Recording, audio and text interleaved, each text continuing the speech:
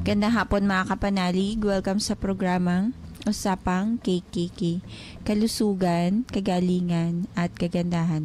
Ako po si Ivy at kasama natin si Dr. Irene Lim. Para po sa inyong mga katanungan, maaari po kayong mag-text sa 0922-875-2899. 0925-896-1689 at 0917-810-6169. Para po sa may mga YouTube at Facebook, pwede nyo pong hanapin si Doc. Type nyo lang po ang Dr. Irene Lim. Magandang hapon, Doc. Magandang hapon po muli sa inyong lahat at welcome po sa ating talakayan sa Usapang KKK. Ang inyo pong lingkod, si Dr. Irene Lim, ang magbibigay naman po sa inyo ng panibagong kaalaman. And always remember that knowledge is power. Ligtas ang may kaalaman. And when you lose your health, you will lose everything. Ako po ay hihingi sa inyo ng like, share, and subscribe po. I-type nyo lamang ang Dr. Irene Lim, both sa YouTube and sa Facebook. And yung mga na-miss out nyo hong episode, pwede po ninyong i-search dyan. Para ho sa ating announcement, magandang balita po at maagang pamasko sa inyo. Tayo ho ay nakapromo ng free check-up. So, ang konsulta po, libre. Wala pong bayad. So, ito na ho ang pagkakataon ninyo at tamang timing para ho kayo ay makapag-check up. Gusto ho nating salubungin ang 2024 na tayo po lahat ay may magandang kalusugan. So, may time pa ho tayo para ayusin ang ating health before 2024. Magpalista na po kayo ng free check-up kasi po ang ating slot ay limited lang po. So, una-unahan na lamang po. Hindi ho natin alam kung kailan natin i-close itong free check-up natin. May promo package din po tayo. Detox and blood cleansing with or without vector scan. But of course, I suggest na yun hong may vector scan ang piliin ninyo. Napakalaking bagay ho kasi ng vector scan. It catches the body before the onset of diseases. Tulad ho na may mga lahi ng cancer, makikita ho natin ang root cause ng cancer. Yung mga barado ang circulation, may lahi ng na-stroke, na heart attack, may mga matataas ang cholesterol, at na yan ho ang cause ng ikinamamatay. So makikita ho natin sa vector scan kung barado na ho ang circulation. So ahead of time, pag alam nyo na hong barado ang circulation, of course, gagawan nyo na ho ng remedyo yan para hindi na ho kayo matuloy sa pagkaka-stroke. Alam na ho natin na napaka-tridor ho ng sakit na yan. And bukod po doon, so makikita rin ho natin sa vector scan kung kayo ho ay may walking pneumonia. Lalo na ho doon sa mga walang simptomas. Lalabas ho talaga ang streptococcus pneumonia, which is yan ho ang germs or bacteria causing pneumonia. And sasabihin din ho ng vector scan na kayo ho ay may bronchopneumonia. No? So kahit ho wala kayong symptoms, si vector scan ho, ilalabas niya ho talaga yan. No? Aside from yung auscultation ko ho, ipuprove sa inyo ng vector scan kung kayo ho ay talagang may pneumonia. No? Yung IV laser ho natin, which is one of the blood cleansing na ginagamit natin, kasama ho sa promo, also nakahalos 50% po ng discount tayo dyan. Until supply last. Pag ubos na ho ang needle natin, sarado na ho ang promo. Tricolor po ang ating laser, one of the latest from Russia. At ang red light ho for our review to increase your chi and circulation. Yung blue light ho is para ho sa cancer, tumor, cyst, and also to kill bacteria and virus. And the green light is what? To improve oxygenation and also to boost immunity. Pwede nyo na hong i-prepaid yan and kahit hindi nyo pa ho gagamitin kung wala pa ho kayong oras. And this is transferable, so pwede ho yang ipangregalo ho. So sa inyong mga relatives, friends, and also sa inyong mga anak, no, at magulang. So yan ho ang isa sa pinakamagandang gift na pwede ninyong ibigay sa inyong sarili at sa inyong mga mahal sa buhay. And yung mga 13 months pay po ninyo at bonus this Christmas, wag pong ubusin. Magtira ho kayo ng para sa pang promo package ninyo. Total naman po ay libre na ho ang check-up. And libre nga ho pala ang urine testing, sugar testing, no? So ano pa hong hahanapin nyo? Pag hindi pa naman kayo nagpalista ng check-up, nasa sa inyo na po ang pagkukulang, no? Uulitin ko po, yung magpapalista naman po, yung sigurado lamang. Wag naman po yung pagdating ng oras magka-cancel. Yung sigurado lang po. Dahilan sa yung slot po natin, sayang po, no? Kung magpapalista kayo na o-occupy nyo yung slot tapos magka-cancel. Dapat mapunta na yun doon sa mga talaga hong may karamdaman. Magpalista na po, limited lang po ang ating slot. Baka kayo ay mapagsarahan ng ating free check-up at una-unahan na lamang po. Daig ng maagap ang masipag. Ang atin pong tatalakayin sa hapong ito ay tungkol po sa bloody stool. So, hindi ho normal sa atin na magkaroon ng blood sa ating pupo. And ang blood sa stool po, hindi isang klase lamang. Meron ho tayong microscopic and macroscopic. Ibig sabihin ng microscopic, hindi mo makikita grossly with the naked eye. And macroscopic, ibig sabihin visible sa human eye. And ano ho itong microscopic? Ito ho yung tinatawag nating occult blood. So, ibig sabihin ho nun, not visible to the naked eye, but can only be detected through specialized tests. Ang significance ho nito, so kung titignan niyo ho yung stool ng pasyente, wala hong kulay blood. No? So, yung normal na kulay ho siya. But, pag tinest niyo po yan for occult blood, it indicates at nag-positive ho kayo, ang ibig sabihin may hidden bleeding kayo sa gastrointestinal tract at kailangan ho ng further investigation. No? So, doktor na ho ang bahala dyan kung kayo ho ay nag-positive dyan. And regarding visible blood in the stool, dalawang klase pa rin ho yan. Yung bright red, we call it hematochezia or fresh blood ang makikita ninyo. And meron din hong black tarry stool. So blackish ho ang kulay ng stool. We call it melena. So magkaiba ho ang tawag. Yung fresh blood, hematochezia, at yung blackish stool, yan ho ay tinatawag na melena. So ano ho ang difference ng fresh blood at blackish stool? Of course, ang hematochezia or fresh blood in the stool indicates bleeding in the lower GI tract. Ibig sabihin more on the colon or rectum.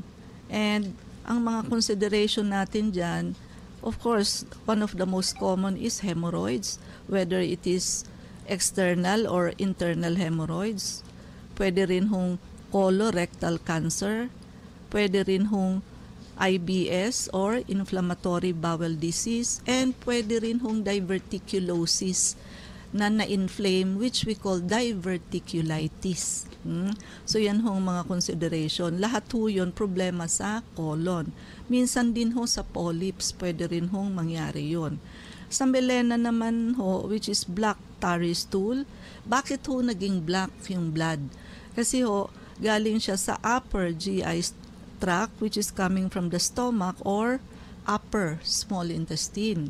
Kaya pagdating niya sa stool, blackish na kasi na-oxidized na yung blood, no? Galing pa, kung malayo kasi, ta-travel pa siya sa stomach, ang small intestine 6 meters. So bago makarating sa colon and stool, it is already oxidized. So maitim na hindi na mapula. Yan ang significance. And Commonly ho, ang pinaka-common is ulcer. Whether it is gastric ulcer, gastroduodenal ulcer, bleeding peptic ulcer, esophageal varices, complication ho ng cirrhosis, and gastritis. So, sa kulay pa lamang ho ng stool, already ho, yung doktor may idea na ho kung ano ang mga consideration na dapat hong itackle sa pasyente. Kaya ho, siya na ho yung magre-request ng further test kung ano po ang dapat pang gawin. And also, ang mga risk factor, syempre ho, yung age. So, yung risk ho ng colorectal condition, including colorectal cancer, of course, nag-i-increase ho yan as we age. Yun, regular screening is often recommended, no? So, mas high risk na ho kasi sa colorectal cancer pag may edad na. Yung family history ho, pag kayo ay may mga lahi ng colon cancer, ayan ho, mas malaki ho ang tendency na magkaroon kayo niyan. Of course, yung may mga bad diet and bad lifestyle, pagka low ang fiber sa diet, yung mahilig sa karne, tsaka seafoods, except fish. Puro ho mahirap tunawin kasi ang karne, 3 to 4 days, while ang seafoods like hipon, puset, crab, shellfish, mahirap din ho yan tunawin. Mas matagal pa ho yan sa meat. 4 to 5 days po yan. Matagal hong ilabas yan, kaya nakaka-cause yan ng colon cancer. Ang meat lover and seafood lover. Kasi ho, yung kinakain nila, matagal lumabas kasi ho, low in fiber. Ang fiber ho kasi, nakukuha natin yan sa gulay at prutas. Wala hong fiber ang meat and seafoods. Low ang fiber natin, nahe-hemorrhoids din ho dahil constipated, and nagkukos ng diverticulosis.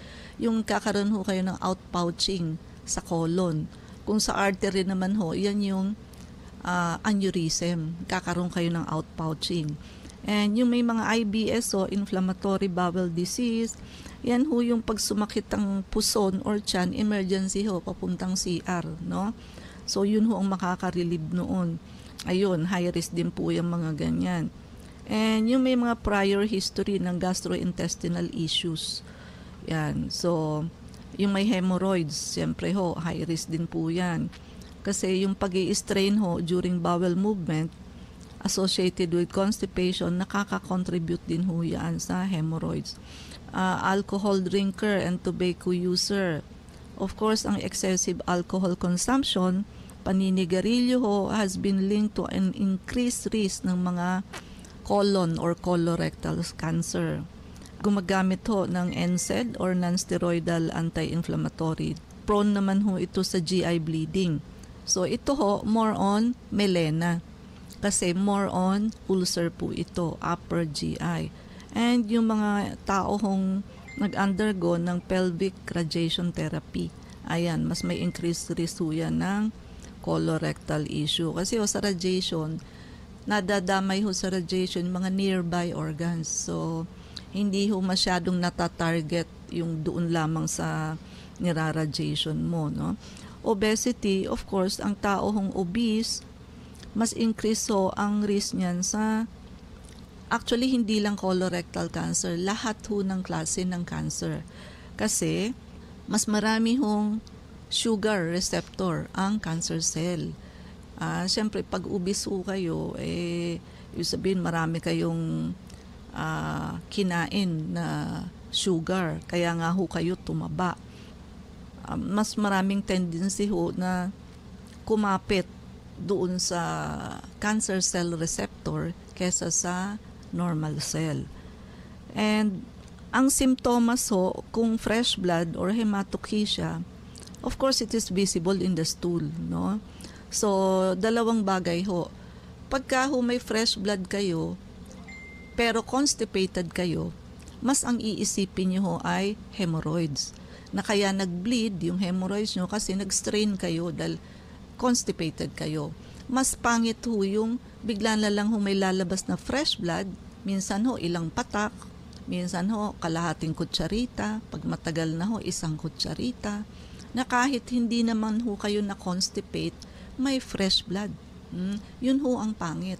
Kasi ibig sabihin, hindi due to hemorrhoids yun. Dahil hindi naman kayo na-constipate, hindi kayo nag-strain. May biglaan na lang ho lumalabas na fresh blood. Sa colon cancer ho, pagka nag-hematochysia na kayo, minsan ho stage 3 na yan onwards. Why? Kasi may bukol na kayo dun eh. Kaya siya nagbi-bleed, nasasagi ho ng stool natin na dadaanan, dumudugo ho. Problema natin sa colon cancer, pag early stage ho, walang kasimptomas. Yung weight loss ng pasyente, late na rin ho yan. Kapag pagka nag-fresh blood in the stool, no?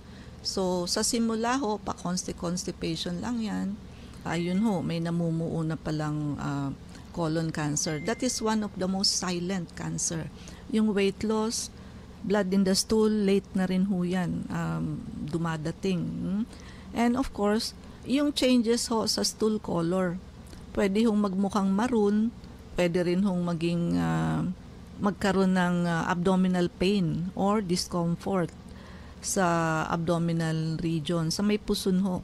So, pagka ho may mga hematochysia, at nagkakaroon din ho ng changes sa bowel habits. So, minsan ho, diarrhea, minsan constipation, and minsan din ho, malalaki yung stool, minsan ho, biglang iba-iba yung form ng stool, minsan ho, maliliit ang stool.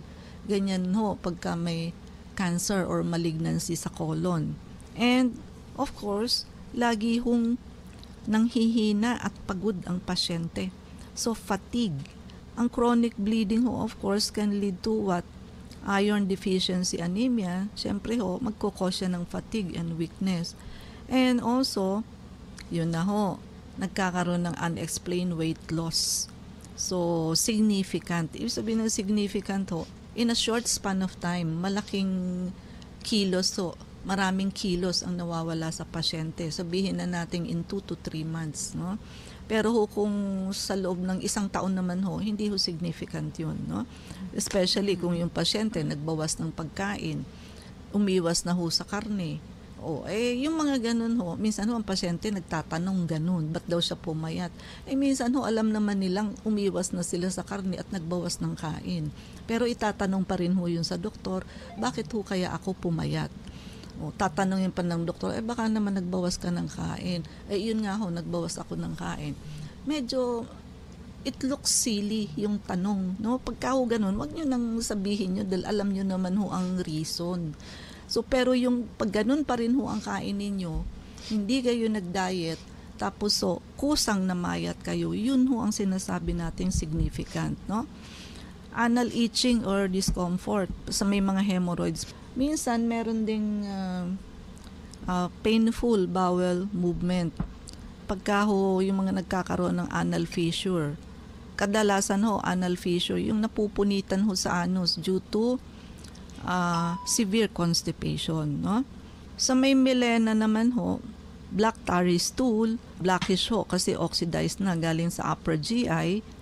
Usually ho, nagkakaroon ng iron deficiency anemia ang pasyente.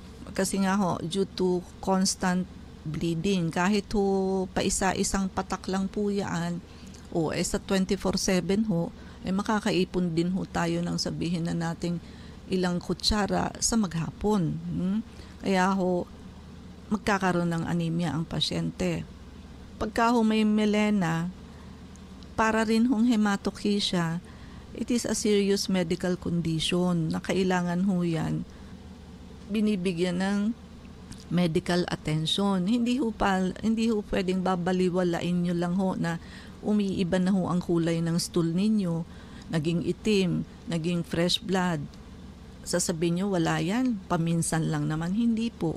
Hindi ho kayo basta-basta magkakaroon ng melena or hematochysia nang wala hong root cause, no? Pagka ganun ho, kailangan ng medical attention. Wag ho kayong mag-self-diagnose or self-treat at wag ho kayong mag-Dr. Google. Minsan ho, ayan, magbababasa sa Google, then idadiagnose ang sarili, magsa-self-medicate. Yung little knowledge ho is dangerous. Hindi ho yung nagbasa kayo ng patsi-patsi, konting nabasa sa ganito, nabasa rin ng konti sa ganon, pinagdugtong-dugtong ho, pero hindi mo alam yung kabuuang picture, mamamali ho kayo doon. Ipaubaya nyo na ho sa doktor. Pagka ho kayo may sakit, hindi lang pagpapacheck up ang kailangan nyong gawin. Susundin nyo po treatment na sinasabi sa inyo ng doktor. Kasi wag na kayong pumunta sa doktor kung wala din naman ho kayong balak magpagamot. So talaga hong yan, dapat paglalaanan nyo ho ng budget dahil hindi naman ho kayo gagaling sa konsulta lang. Kailangan nyo hong magpagamot. No? Uulitin natin, hindi ho normal ang magkaroon kayo ng reddish or blackish stool at hindi rin ho normal na magkaroon kayo ng occult blood sa stool. No? So, Ivy? Para dun po sa mga nais magtanong, mag-text po kayo sa 0922-875-2899. Po si Ivy at kasama pa rin natin si Dr. Irene Lim. Dok, tanong ni 3042. Ano po ba ang magandang gamot sa mabilis magutom? Pasma po kasi ako sa gutom. Ibig mo sabihin, nalilipasan siya ng gutom kasi nga madalas siyang magutom. Ganito po yun. Ang madalas magutom kasi yung may mga hyperacidity, gastritis, ulcer, ayan. Mabilis magutom yan kasi normally natutunaw yung food natin dapat at least 4 hours. Pero sa mga acidic, 2 hours lang, wala na, tunaw na yung food. Kaya gusto mo na namang kumain. Also, yung mga loaded ng parasite, yung mga maraming bulate o maraming alaga. Ayun, pagkakain ho kasi, sinasalo nila yung kinain natin. Kaya nakakakumpit ho natin sila sa nutrition. May sumasalo ho ng kaya lagi kang gutom. Also sa mga tao ring diabetic, pag may iniinom ho kasi kayong pang sugar, kadalasan po, sandaling oras lang, gutom ka na. Samantalang yung kasabay mong walang iniinom na pang sugar, hindi pa ho. Kasi may tendency ang may diabetes na umiinom ng gamot na ma-hypoglycemia. Kaya mas madaling nagugutom yan. No? So yun ho ang mga pinaka-common na pwedeng consideration natin. So, wala tayong oras. Mangyari po lamang na kayo magpalista kung kayo po'y magpapacheck up. So, Unit 1101, Clinica Medica 101, Centuria Medical Makati, Salamanca Street Corner, Kalayaan Avenue, Makati City. So, ang landmark ho natin is along Makati Avenue, yung General Luna Street. Everyday ho bukas ang clinic, pati na rin Saturday and Sunday, and even holidays. Ay, mga numero. Pwede po kayong tumawag sa 546-9412, 0922-875-2899. Pwede rin po kayong mag-text sa 0925-896-1689 at 0917-810-6169. Prevention is better than cure and health is the best investment. Regaluhan niyo po ang inyong sarili ng pagpapacheck up para huma-auscultate namin ng likod ninyo. Maagapan ho kung kayo ay may asymptomatic or walking pneumonia. After pandemic ho, yan ho ang napansin namin. Napakarami hong pasyenteng may walking pneumonia. Sabayan nyo na ho ng pagpapavector scan, detoxification, and blood cleansing program. Kasi yan hong dalawang procedure na yan ang mag-a-address sa root cause ng halos lahat ng sakit. Lalo na po ngayon, tayo ho ay nakapromo ng free check-up.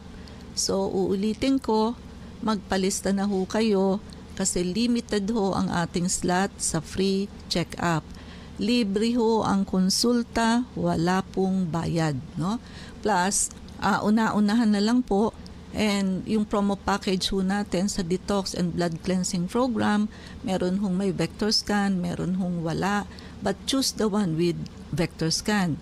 Kasama ho ang IV laser, naka almost 50% discount, but until supply last. Pag wala na ho kaming needle ng laser, wala na hong promo, no? And also yung free check-up po pala, may libreng sugar and urine testing. No? Yan ho ang aming maagang pamasko sa inyo. And ito ho ay transferable. So pwede yung pangregalo sa mga mahal nyo sa buhay. At pwede na ho kayong mag-prepaid ngayon pa lang. Ibig sabihin, bayaran nyo na po para hindi na kayo mapagsarahan ng promo. Kahit na wala pa kayong time, pwede naman hong later nyo na gamitin yung nakapromo nyo. No? Paki-like, share, and subscribe po. I-type nyo lamang ang Dr. Irene Lim, both sa YouTube and sa Facebook. Ivy? Please like us on Facebook. Ang account po natin ay Klinika Medica 101.